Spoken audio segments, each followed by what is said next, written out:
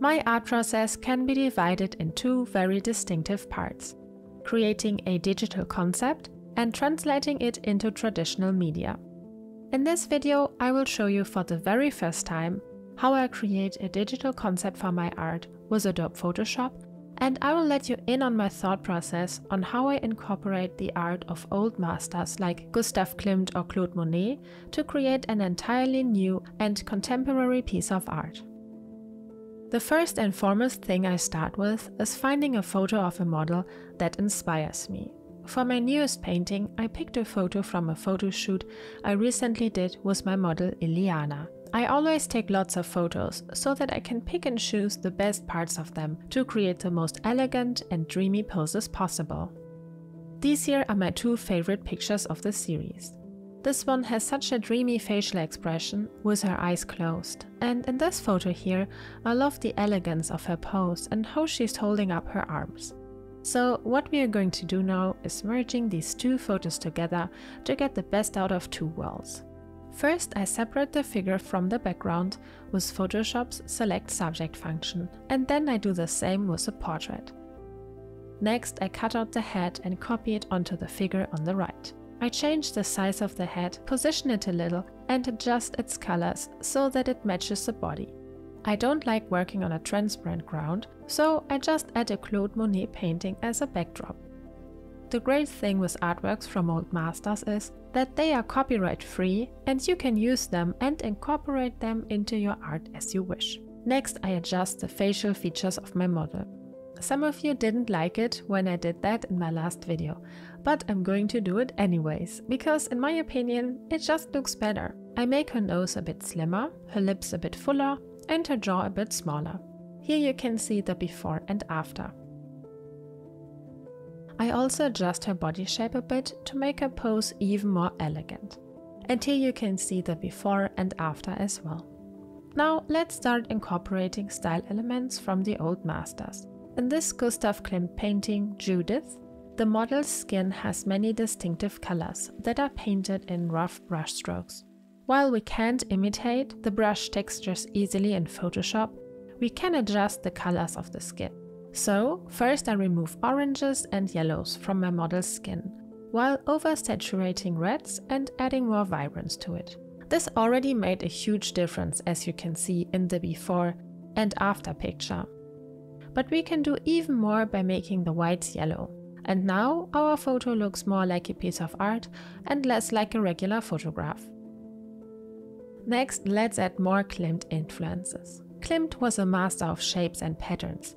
He gave his subjects the weirdest hair shapes, for example. Have a look at how his figures in the Beethoven frieze look. The hair looked more like lumps of wool, and in his Judith painting, the one above, the hair looks like a cloud. So what do we learn from that? Don't paint hair realistically. Instead, make up fantasy hair. So I removed my model's hair and gave her new hair. I played around with its shape and focused only on the silhouette. I also completely ignore details like hair strands. When I create compositions in Photoshop, I experiment and play around until I'm happy. And I easily spend days just working on one composition.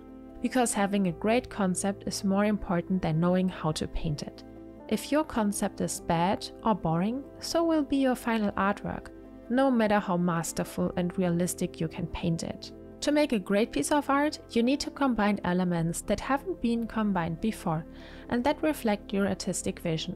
For me, that would always be an element of fantasy, and in this painting, it is turning my model into a knight. I took this picture of an armor from a video game, cut it out and put it onto my model. I adjusted it a bit and removed parts so that it fits to my subject. I wanted to show a bit of cleavage, yet still have enough of the beautiful metal in my artwork. Lucky for me, I found an armor in the perfect angle that matched my model, but usually it's quite difficult to find something like that. Another important thing is to reposition and crop your image multiple times while you work on it to gain different views on your painting and to find the best crop. Back to the Judith painting. The scale patterns and the naively painted trees in it are my favorite elements of Gustav Klimt's golden paintings. The way he painted these trees, almost as if a child has painted them, is simply genius to me, not to speak of this gorgeous color combination of gold and muted blue. Now, the simplest way to incorporate these wonderful elements is by just cutting them out and copying them into the painting. I cut out the entire left and right side of the Klimt painting, including hair, and paste it into my artwork. I play around with the elements, change their sizes and shapes, turn and twist them until I eventually find a way for them to fit to my art. But copying and pasting pieces of art into just the background is a bit boring. So I go ahead and take another painting that has an interesting pattern as well. In this painting, I really love the round golden elements here. I cut one of them out individually, and I also take this whole part here and place it over her hair. I play around with the elements furthermore until I have a composition that works for me. Now, if this summary of my Photoshop process was a bit too fast for you, you can now watch the original extended version of this tutorial on my Patreon page. Follow my process step by step and learn how Photoshop works, so that you can create your own compositions in future. The extended tutorial goes through every step very slowly, so that you can follow along even if you are a beginner.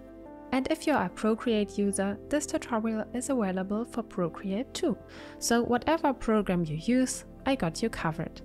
And next month I will create the follow-up tutorial on how to actually paint this composition.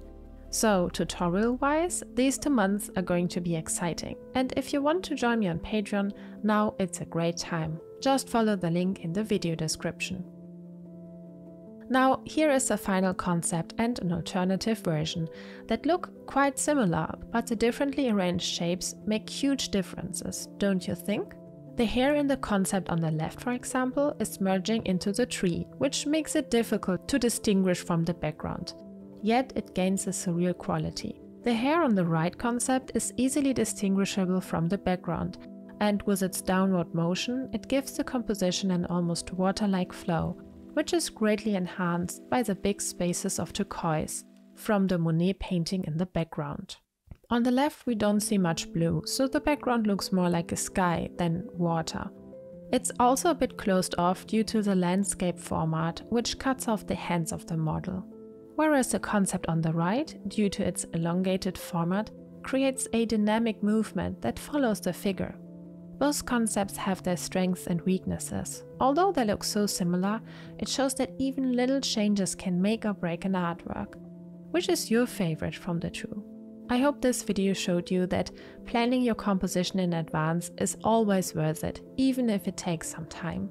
And I hope you enjoyed this little behind the scenes video. If you like this video, leave a comment and give it a thumbs up, and I hope I see you in the next one. Bye!